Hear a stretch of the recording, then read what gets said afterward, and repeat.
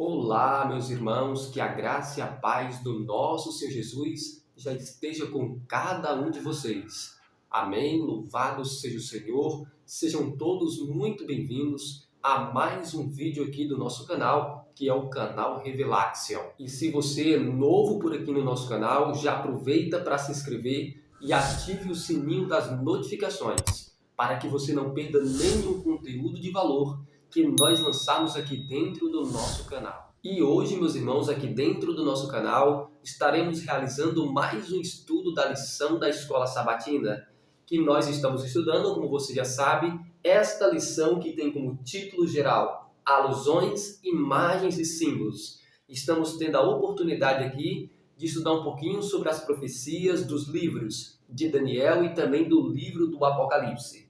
E hoje, meus irmãos, sem mais delongas, vamos aqui diretamente já para a nossa lição, que tem como título da semana Ruth e Esther, meus irmãos. Então vamos ver aqui, tirar aqui lições, paralelos, lições que estas mulheres nos deixaram, que tem tudo a ver com o tempo em que nós vivemos. E logo aqui, meus amados, na lição de sábado, nós temos aqui o verso para memorizar, que se encontra no livro de Esther, no capítulo 5, no verso 2. Onde a palavra do Senhor nos diz, meus irmãos, acompanhem comigo aí na tela.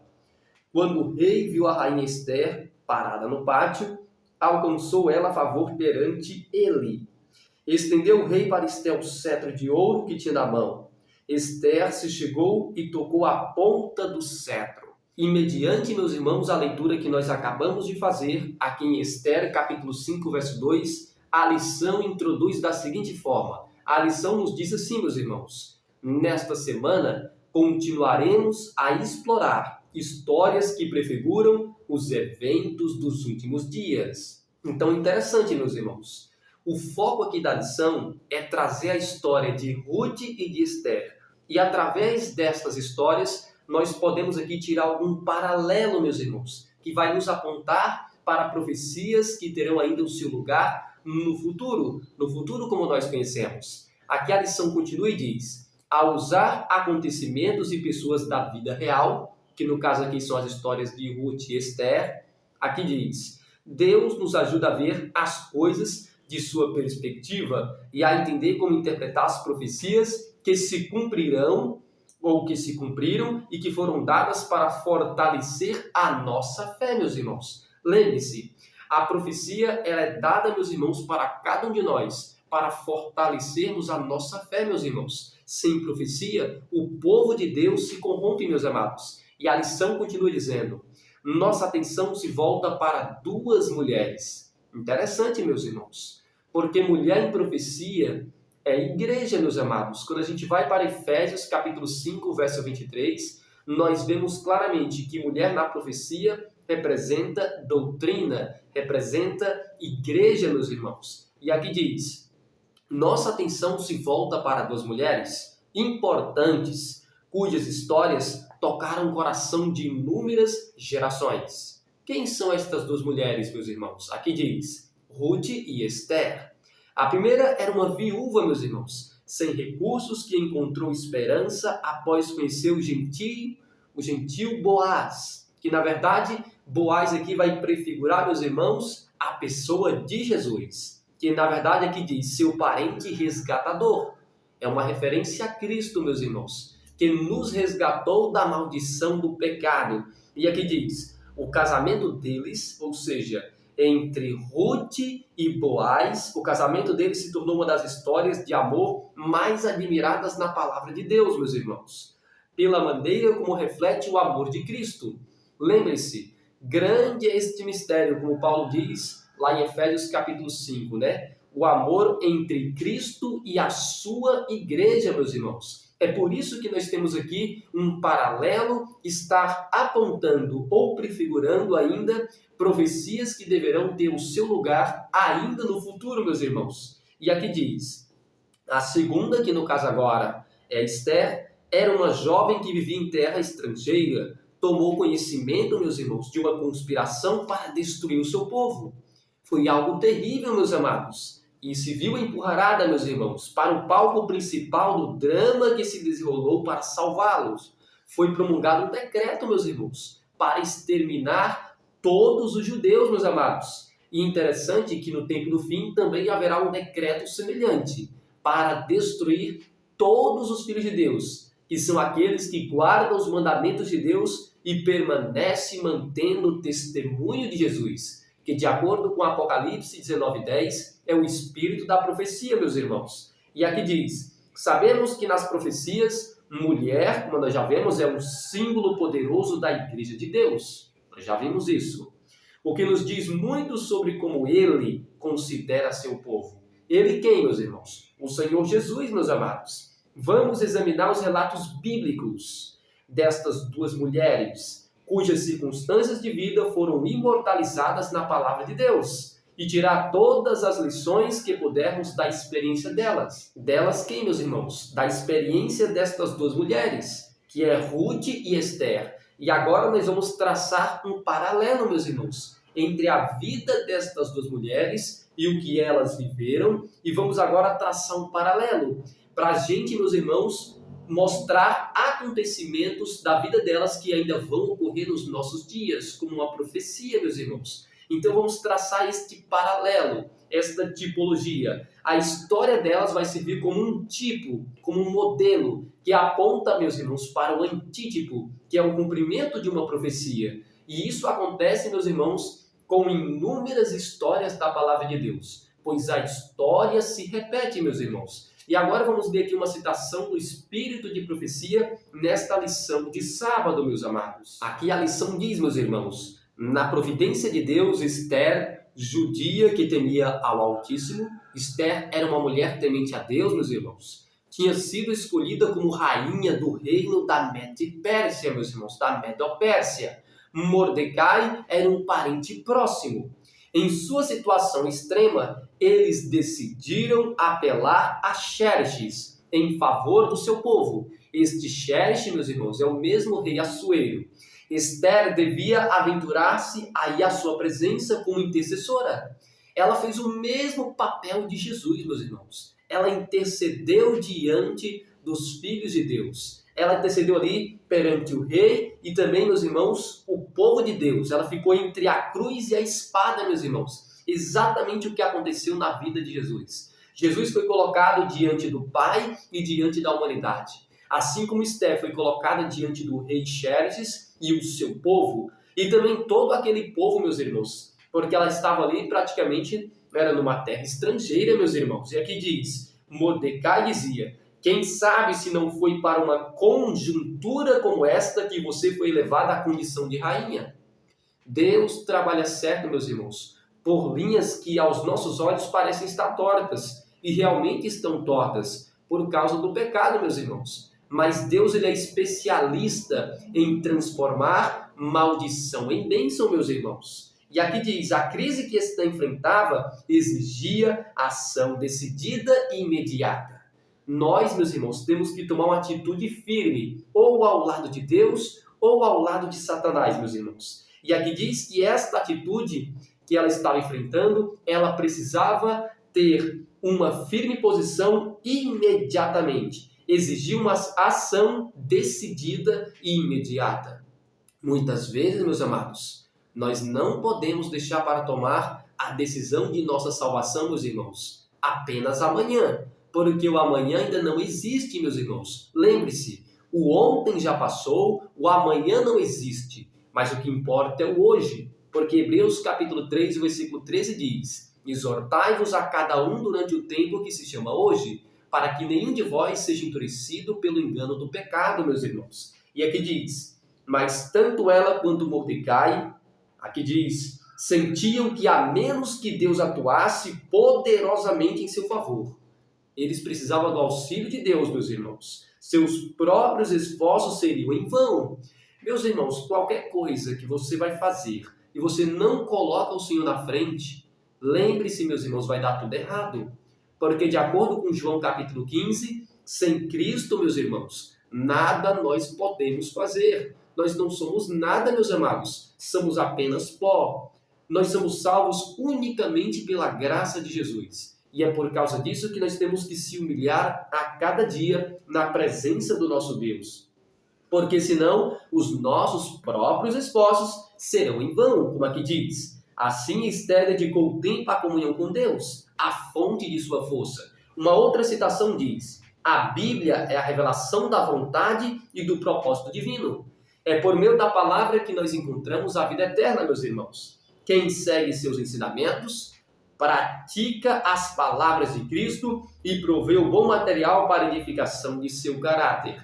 Na palavra de Deus, nós conhecemos os 10 mandamentos, que é um símbolo do caráter de Deus o Pai. O homem foi feito à imagem e semelhança de Deus. Então é o meu papel e o seu papel refletir esta imagem conforme a semelhança do nosso Criador. Nós precisamos seguir os passos de Cristo, guardando os seus mandamentos. Precisamos moldar o nosso caráter. Lembre-se, o único que pode moldar o nosso caráter, meus irmãos, é o Santo Espírito de Deus. Mas para que isso aconteça, você, meus irmãos, precisa abrir o coração para o Espírito Santo trabalhar em sua vida, meus irmãos. Porque o Espírito Santo é o único que pode nos convencer do pecado, da justiça e do juízo. E aqui diz: ouçamos as palavras da inspiração. Então veja o que ela está dizendo, meus irmãos. Ouçamos as palavras da inspiração. Nós precisamos dar ouvido, meus irmãos, à voz do Espírito Santo que fala por meio da sua palavra. E aqui ela diz mais: que nos exortam a ser misericordiosos, humildes. E ela diz mais, meus irmãos, aqui. Ela diz assim: Boaz representa o caráter do cavalheiro cristão. Semelhantemente, Abraão ele ordenou aos seus filhos e à sua casa depois dele, a fim de que guardem o caminho do Senhor. O caminho do Senhor, meus irmãos, é uma referência aqui à lei de Deus. E pratiquem a justiça e o juízo. Estas expressões, justiça e juízo, é uma referência aos mandamentos de Deus, meus irmãos. E aqui diz: ele mostrou cortesia a todos os seus servos, e ao passar entre seus trabalhadores no campo, disse aos ceifeiros: que o Senhor esteja com vocês. E eles responderam: que o Senhor o abençoe. E aqui ela diz mais, meus irmãos. Aqui está uma lição. Ela fala o seguinte: para empregadores e empregados, o trabalhador é motivado a agir com retidão e fidelidade. Nós precisamos ser pessoas, meus irmãos, que venham praticar a justiça de Deus. Que venhamos ser fiéis, praticar a retidão e fidelidade ao patrão, que é gentil, respeitoso e cortês com ele. E aqui diz: os cristãos devem ser as pessoas mais corteses do mundo, meus irmãos. Isto é o que a serva do Senhor nos diz, meus amados. Então nós temos que ser pessoas bondosas, pessoas misericordiosas e muito mais que isso, precisamos ser pessoas humildes, meus irmãos, para reconhecer os nossos erros, para reconhecer que nós não somos nada e que precisamos da graça de Jesus, que por meio da graça de Jesus, ele nos transforma. E esta transformação ela só acontece quando nós se arrependemos, ou se arrependemos ali de nossas transgressões, de nossos pecados. Então Jesus nos lava com seu sangue, nos purifica, recebemos o Santo Espírito de Deus e começamos a produzir os frutos dignos de arrependimento, meus irmãos. Agora vamos aqui para a parte de domingo, meus irmãos, que tem como título Fome na Casa do Pão, né? Domingo, dia 8 de junho, meus irmãos. Fome na Casa do Pão. Aqui na parte de domingo, meus amados, a lição traz a seguinte introdução. Ela diz: os críticos da fé cristã frequentemente apontam para a realidade difícil de viver neste mundo como evidência de que Deus não existe. Meus irmãos, existem muitas pessoas neste mundo hoje que não acreditam mais na existência de Deus. Talvez ali por algum motivo pessoal, mas a maioria, meus irmãos, são pessoas que defendem muito essa questão da lógica, da ciência. E aí, meus irmãos, acaba fazendo com que a ciência conflita, meus irmãos, com as verdades da palavra de Deus. Mas nós temos que entender uma coisa, meus irmãos. O papel da ciência não é lutar contra a palavra de Deus. Nós precisamos usar a ciência em favor da palavra e não contra ela. E a maioria das pessoas que hoje são ateus, uma vez estas pessoas já foram cristãos. E por conta, meus irmãos, que elas não entendem a questão do mal, a entrada do mal, porque existe sofrimento, porque as pessoas morrem, porque existem acidentes, existem desgraça no mundo, existem guerra, e elas acham e dizem, onde é que está Deus? Se Ele realmente existe, aonde Ele está? Que não vem nos ajudar. Então elas dizem, Deus não existe, Ele não tem poder para intervir quando coisas ruins acontecem. É isso que eu estou dizendo, meus irmãos. Eles acham exatamente isso. Ora, Deus não existe porque existe o mal e o mal pode fazer o que quiser e Deus não faz nada. Deus fica lá na rede, se balançando no santuário celestial, sem fazer nada. Mas isso é verdade, meus irmãos? Será que Deus hoje no santuário celestial, Ele está sem fazer nada, meus irmãos? E aqui diz assim, Ele não se importa com o nosso sofrimento. Muitas das histórias da Bíblia, no entanto, apresentam evidências de que nenhuma dessas suposições está correta. Então, quando nós lemos a palavra de Deus, nós percebemos que Deus existe, meus irmãos, e que Ele se importa com a humanidade, Ele se importa com tudo o que acontece na minha vida e na sua vida. E a prova disso é que tudo está sendo registrado nos livros do céu, meus irmãos. Eu e você teremos que prestar contas diante do tribunal de Cristo, para, meus irmãos, mostrarmos ali diante do Senhor tudo aquilo que nós fizemos por meio deste corpo, as boas obras e as más obras. E aqui a lição nos diz mais, meus irmãos. Deus permite que a raça humana colha as consequências da rebelião.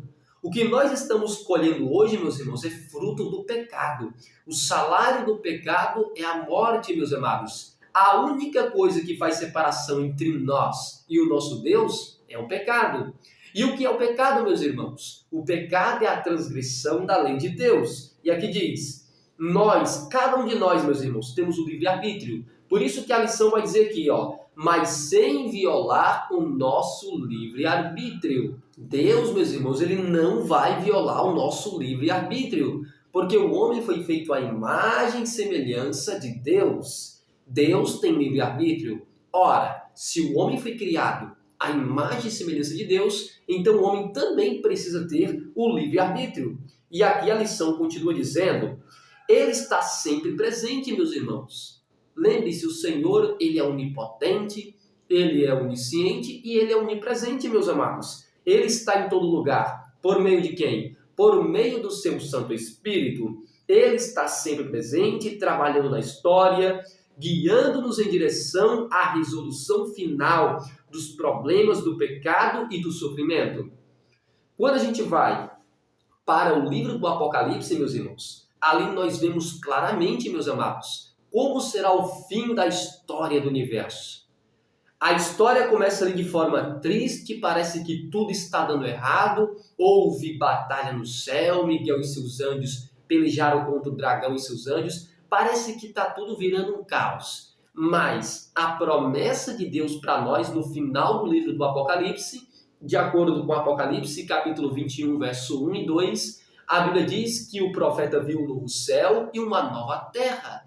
Pois aquele primeiro céu e aquela primeira terra passaram e o mar já não existe. E já não existe mais sofrimento. Deus enxugará dos olhos toda lágrima. E a morte, a dor já não existirá, meus irmãos. Então Deus ele vai colocar um fim em tudo aquilo quanto é ruim, meus irmãos. E para calar a boca daqueles que diz que Deus não existe, que Ele não está nem aí para nós, o livro do Apocalipse, as profecias de Daniel de Apocalipse, nos mostra exatamente ao contrário a essas acusações. E aqui diz que a história de Ruth é um exemplo dessa verdade. A história de Ruth, meus irmãos, é um exemplo dessa verdade. E aqui nós temos a primeira pergunta da lição que diz assim, quais dificuldades Noemi e Ruth enfrentaram?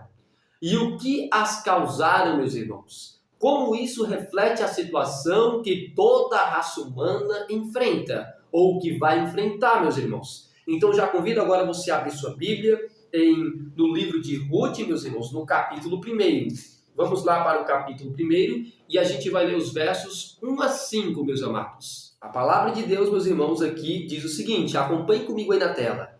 Nos dias em que julgavam os juízes, houve fome na terra. E um homem de Belém de Judá saiu a habitar na terra de Moabe, com sua mulher e seus 2 filhos. E aqui diz mais, este homem se chamava Elimeleque, e sua mulher Noemi. Os filhos se chamavam Malom e Quilion, efrateus de Belém de Judá. Vieram à terra de Moabe e ficaram ali. Morreu Elimeleque, marido de Noemi, e ficou ela com seus 2 filhos, os quais casaram com mulheres moabitas. Era o nome de uma órfã e o nome da outra Ruth. E ficaram ali quase 10 anos. Morreram também ambos, Malom e Quilion, ficando assim a mulher desamparada de seus 2 filhos e de seu marido. Aqui Ruth, capítulo 1, versos 1 a 5, meus irmãos. Então agora vamos aqui responder essa pergunta baseado no texto que nós acabamos de ler, meus irmãos. Quais dificuldades Noemi e Ruth enfrentaram e o que as causaram, meus irmãos? É interessante que aqui diz que nos dias em que julgavam juízes, houve fome na terra. Então a primeira coisa que eles enfrentaram foi a fome, meus irmãos. Uma segunda coisa que eles enfrentaram, que aqui diz, foi a própria morte. Porque no versículo 3 e no verso 5 também diz assim, o versículo 3 fala: morreu Elimeleque, marido de Noemi, e ficou ela só com seus 2 filhos. Agora veja também o versículo 5. Morreram também ambos os seus 2 filhos, Malom e Quilion, ficando assim a mulher desamparada de seus 2 filhos e de seu marido. Então o que foi que eles enfrentaram? Eles enfrentaram, meus irmãos, a fome, a morte. E depois é claro que eles também tiveram, meus irmãos, que deixar aquela cidade, aquelas terras. Uma outra pergunta interessante que aqui diz, fala assim, meus irmãos, o que foi que causou esta situação? O que foi que causou aqui a morte, a fome? O que causa tudo isso neste mundo, meus irmãos? Ora, meus amados, quando a gente vai para o livro ali de Gênesis, no capítulo 3, no versículo 19, até a própria lição, acho que ela vai colocar esse texto, diz assim, né? No suor do seu rosto você comerá o seu pão até que volte à terra, porque dela você foi gerado. Interessante, meus irmãos, o que foi que ocasionou ali que Adão voltasse para a terra ou voltasse a ser um boneco de barro novamente? O que foi que ocasionou isso? O pecado, meus amados, é o pecado que consome esta terra, meus irmãos. O livro de Isaías, no capítulo 24, fala que a maldição consome a terra por causa dos seus moradores, por conta que estes moradores transgridem as leis de Deus. Por isso a maldição consome a terra. E todos os moradores da terra serão queimados, e poucos homens restarão. Você pode ler isso em Isaías capítulo 24, versos 4 a 6. Então, elas enfrentaram a fome, como mostra aqui a lição, a morte, depois tiveram que sair daquelas terras, e tudo isso foi causado por conta do pecado. É o pecado que causa as desgraças, meus irmãos, neste mundo. E aqui a pergunta ainda continua dizendo: como isso reflete a situação que toda a raça humana enfrenta, meus irmãos? Como é que a gente aplica isso aqui agora para os dias atuais? Nós temos que voltar nossa atenção, meus irmãos, para o Jardim do Éden. Porque lá no Jardim do Éden, meus irmãos, o ser humano vivia num paraíso feliz, meus amados. Não é verdade? Por conta que ele era obediente aos mandamentos de Deus. Quando guardamos os mandamentos do Senhor, nós somos realmente felizes. Lâmpada para os meus pés e a tua palavra, e luz para os meus caminhos. Como diz Salmos 119, verso 105, meus irmãos. Lâmpada para os meus pés e a tua palavra. Então, enquanto Adão e Eva estavam ali, obedientes aos mandamentos de Deus, estavam se mantendo firmes diante daquele teste, porque eles não poderiam tocar naquela árvore proibida, não poderiam tocar, nem comer daquele fruto. Estaria tudo bem, meus irmãos, se eles atendessem ali o chamado, a ordem de Deus, nunca se aproximar daquela árvore, sempre estaria tudo bem, meus irmãos. Mas o que foi que aconteceu? Eles transgrediram ali o mandamento de Deus, perderam ali aquele paraíso, meus irmãos, e foram expulsos, arrojados do Jardim do Éden, meus irmãos. E logo depois que eles foram lançados para fora, o que foi que aconteceu, meus irmãos? A humanidade passou a enfrentar o que, meus irmãos? O pecado e a morte. Como diz ali Romanos 5,12, que a morte passou a todos os homens, porque todos pecaram, meus irmãos. Todos pecaram, meus amados. Mas é claro, meus amados, que existe uma boa notícia. A lição até termina aqui na parte de domingo dizendo assim: a terra ainda produz com fartura, o que é um poderoso testemunho do amor de Deus. Porém, tragicamente, entre a ganância humana, que é a avareza, né, a idolatria ali, a ganância humana e aos danos do pecado, o mundo parece nos dominar. Lembre-se, o mundo jaz do maligno, meus irmãos. É aqui diz, o mundo parece nos dominar mais do que nós o dominamos. E nós temos que ter cuidado com isso, meus irmãos. Porque existem 3 inimigos que, com o auxílio do Espírito Santo, nós precisamos vencer a cada dia. Que é o mundo, a carne e o diabo, meus irmãos. Quem nos fala isso é o Espírito de profecia, que se revelou por meio dos escritos da senhora White, meus irmãos. O mundo com todas as suas atrações, vitrines. A carne, meus irmãos, que é as nossas tendências herdadas e cultivadas. E Satanás, que é aquele que vai usar, meus irmãos, o mundo e a carne. Ele vai potencializar, meus irmãos, estas tentações. Mas aqui também nos diz que o mundo parece nos dominar mais do que nós o dominamos. Um dia, no entanto, isso acabará.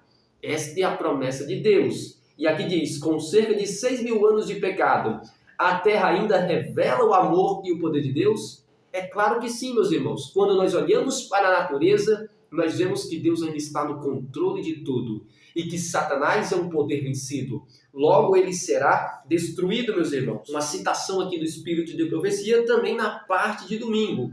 Aqui diz, as coisas da natureza que agora contemplamos nos dão apenas uma pálida ideia da glória do Éden. Olha aí, meus irmãos, o que Deus vai preparar para nós ainda nem subiu no coração humano, como diz ali o apóstolo São Paulo. O pecado manchou a beleza da terra. Olha o que ela está dizendo. Podem ser vistos em tudo os vestígios da obra do mal.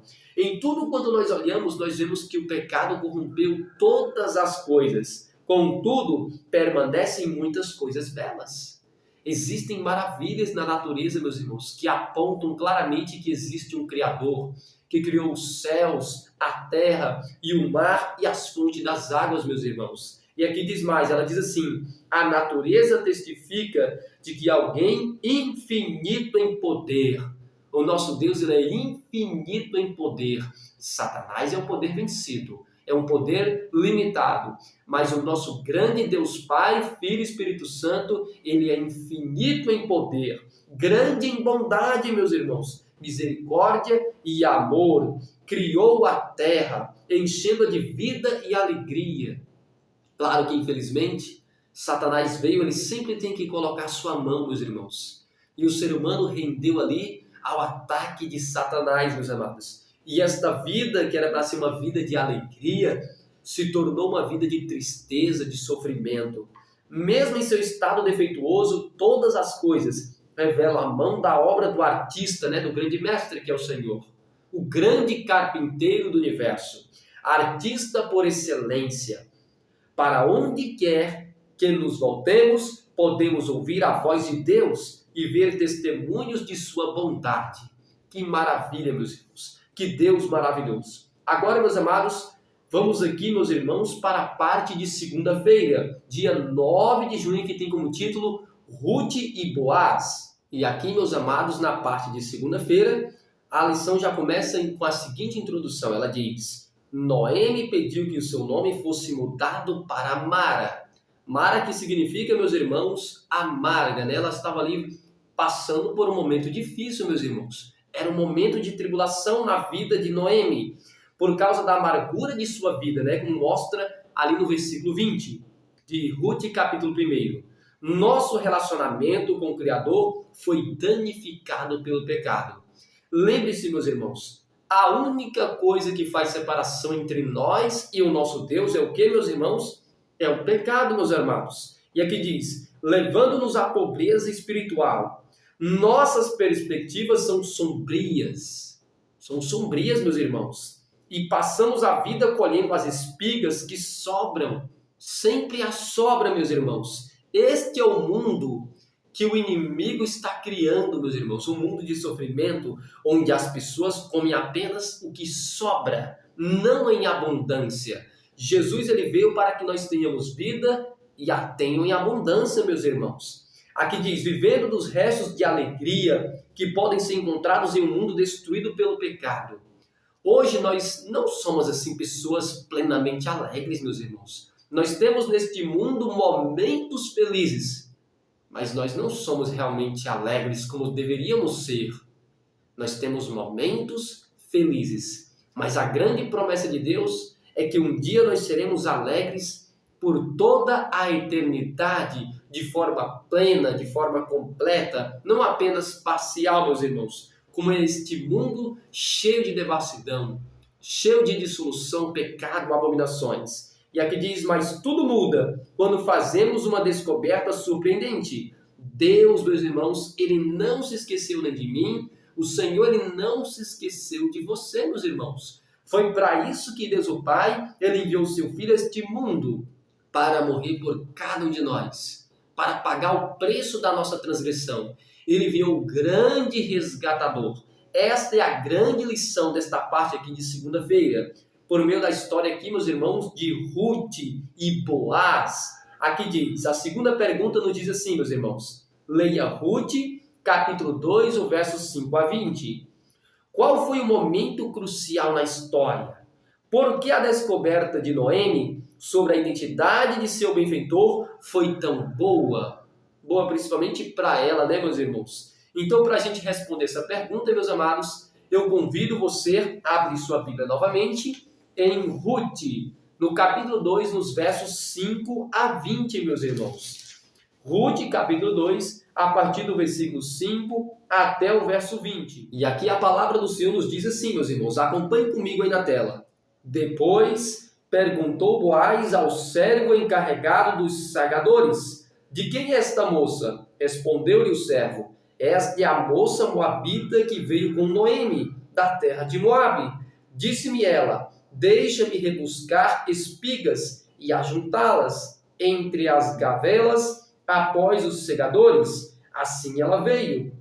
Desde pela manhã até agora está aqui, menos um pouco que esteve na choça. Então disse Boaz a Ruth, ouve, filha minha, não vás colher em outro campo, nem tampouco passes daqui, porém aqui ficarás com as minhas servas. Estarás atenta ao campo que cegarem e irás após elas. Não dei ordem aos servos que te não toquem quando tiveres sedes. Vai às vasilhas e bebe do que os servos tiraram.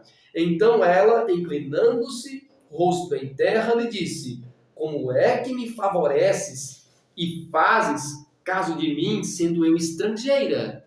Ela não estava entendendo aqui, meus irmãos, o grande amor de Boaz. E aqui diz, respondeu Boaz, ele disse, bem me contaram tudo quanto fizeres à tua sogra, depois da morte de teu marido, e como deixaste a teu pai e a tua mãe, e a terra onde nasceste, e vieste para um povo que dantes não conhecia. O Senhor retribua o teu feito, e seja cumprida a tua recompensa do Senhor, Deus de Israel, sob cujas asas vieste buscar refúgio. Disse ela, tudo me favoreces muito, Senhor meu, pois me consolaste e falaste ao coração de tua serva, não sendo eu nem ainda como uma das tuas servas. À hora de comer, Boaz lhe disse, achega-te para aqui, e come do pão, e molha no vinho o teu bocado. Ela se assentou ao lado dos segadores, e ele lhe deu grãos tostados de cereais. Ela comeu e se fartou, e ainda lhe sobejou. Levantando-se ela para rebuscar, Boaz deu ordem aos seus servos, dizendo, até entre as gavelas deixai-a colher, e não a censureis. Tirai também dos molhos algumas espigas, e deixai-as, para que as apanhe, e não a repreendais. Esteve ela apanhando naquele campo até a tarde, debulhou o que apanhara, e foi quase uma éfa de cevada. Tomou e viu a cidade, e viu sua sogra o que havia apanhado. Também o que lhe sobejara, depois de fartar-se, tirou e deu à sua sogra. Então lhe disse a sogra, onde colheste hoje? Onde trabalhaste? Bendito seja aquele que te acolheu favoravelmente. E Ruth contou à sua sogra onde havia trabalhado e disse, o nome do Senhor em cujo campo trabalhei é Boaz. Então Noemi disse à sua nora, Bendito seja ele do Senhor, que ainda não tem deixado sua benevolência, ou seja, sua misericórdia, nem para com os vivos, nem para com os mortos. Disse-lhe mais Noemi: esse homem é nosso parente chegado, e um dentre os nossos resgatadores. Boaz, meus irmãos, seria aqui um resgatador, meus irmãos. Então, mediante todo esse texto que nós acabamos de ler, vamos agora responder esta pergunta de número 2, meus irmãos, que diz: qual foi o momento crucial na história? Por que a descoberta de Noemi sobre a identidade de seu benfeitor foi tão boa, meus irmãos? Então, meus amados, nós temos que entender que Noemi descobriu, meus irmãos, que a sua vida, meus irmãos, e a vida também de Ruth poderia ser completamente diferente. Poderia ser completamente transformada por meio deste seu parente, meus irmãos, que viu ali como seu resgatador. É uma referência, meus irmãos, ao próprio Senhor Jesus, que Ele é o nosso grande resgatador. Por isso que até a lição colocou aqui de forma resumida na resposta. Noemi descobriu que sua vida e a de Ruth poderia ser completamente transformada por causa do parente resgatador, que neste caso está fazendo uma referência ao próprio Senhor Jesus, que em meio a este mundo de pecado, quando tudo parece, meus irmãos, que está dando errado, Deus ele nos mostra uma luz no fim do túnel, meus amados. E aqui a lição ainda comenta que ela receberia de volta tudo o que havia perdido. Isso faz até mesmo uma referência ao ano jubileu, meus irmãos. Se você abrir sua Bíblia em Levítico, olha o que diz Levítico, meus irmãos, aqui no capítulo 25. Vou abrir bem rapidinho aqui para vocês, meus amados. Levítico, capítulo 25, o versículo de número 10, meus irmãos. Levítico, capítulo 25, o verso de número 8 a 10. Mas preste atenção aqui no versículo 8 a 10 que diz: falando do ano jubileu, que era o grande ano de libertação, era o ano em que as famílias, meus irmãos, as posses voltavam ali para o seu dono original. Aqui diz: contarás 7 semanas de anos, 7 vezes 7 anos, de maneira que os dias das 7 semanas de anos te serão 49 anos. Então, no mês 7º, aos 10 do mês, farás passar a trombeta vibrante. No dia da expiação, farás passar a trombeta por toda a vossa terra. Preste atenção no verso 10. Santificareis o ano 50º e proclamareis liberdade na terra, meus irmãos, a todos os seus moradores. Ano de jubileu vos será, e tornareis cada um a sua possessão e cada um a sua família, meus irmãos. Então, o ser humano aqui voltando para o seu lar original. Isso é que é interessante, meus irmãos, porque isso aqui está fazendo uma referência exatamente ao que vai acontecer no final deste mundo. Quando Adão e Eva foram expulsos daquele jardim, eles perderam aquela alegria do jardim ali do paraíso por conta do pecado. Mas aí Deus envia o resgatador, meus irmãos, que paga o preço da nossa transgressão para todos aqueles que aceitarem o seu sangue, como sendo o sangue da expiação, o sangue que faz a purificação de seus pecados. Todos aqueles que aceitam ser banhados por este sangue são transformados. E esta transformação faz com que eles tenham acesso novamente ao paraíso, como está cumprido ou vai se cumprir em Apocalipse capítulo 22, os versos 1 a 5, quando o homem será reintegrado novamente lá no paraíso, no jardim do Éden, meus irmãos. Então, é isso que a palavra de Deus está nos mostrando aqui nesta lição de segunda-feira. E a lição ainda continua dizendo, né?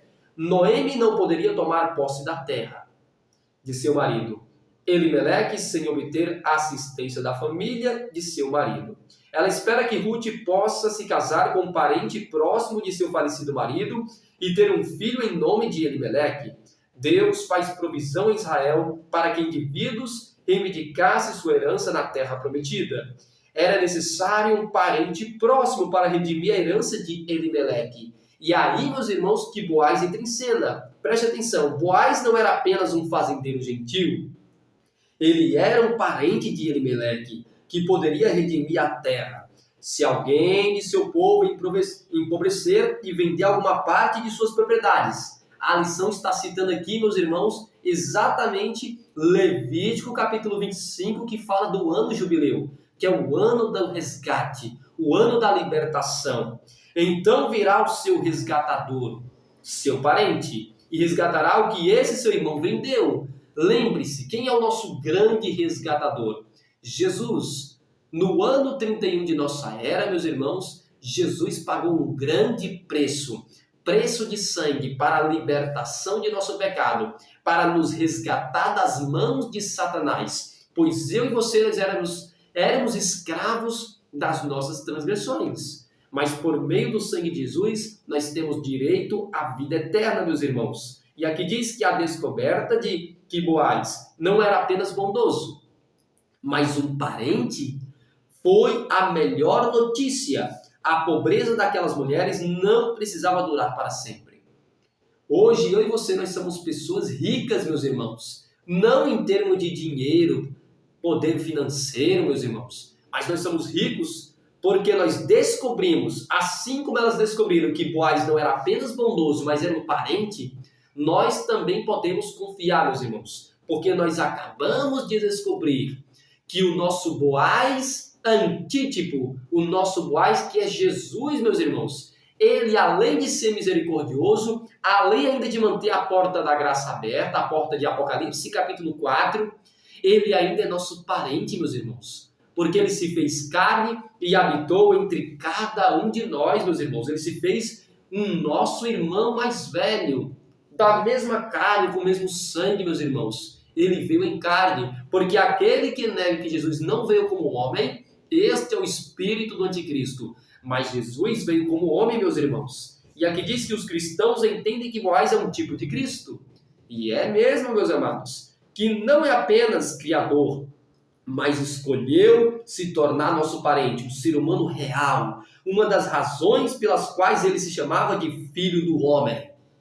Ele é filho do homem, meus irmãos. Ele se identifica como sendo nosso irmão mais velho, meus amados. E aqui, para a gente estar finalizando essa parte de segunda-feira e também finalizando a parte aqui, a primeira parte da nossa lição da escola sabatina. Porque se der certo, meus irmãos, lembre-se que meu tempo está muito pouco. Então eu vou gravar ainda a parte de terça, quarta e quinta, né? Então, meus irmãos, aqui na parte ainda de segunda-feira, dia 9, a serva do Senhor escreveu assim para nós: outra providência foi tomada em favor dos pobres. Depois de reconhecimento dos direitos de Deus, não existe nada que mais caracterize as leis dadas por Moisés do que um espírito generoso, amoroso e hospitaleiro, demonstrando para com o pobre.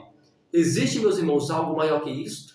Demonstrar amor para com os necessitados? Este tem que ser o nosso principal papel, meus irmãos.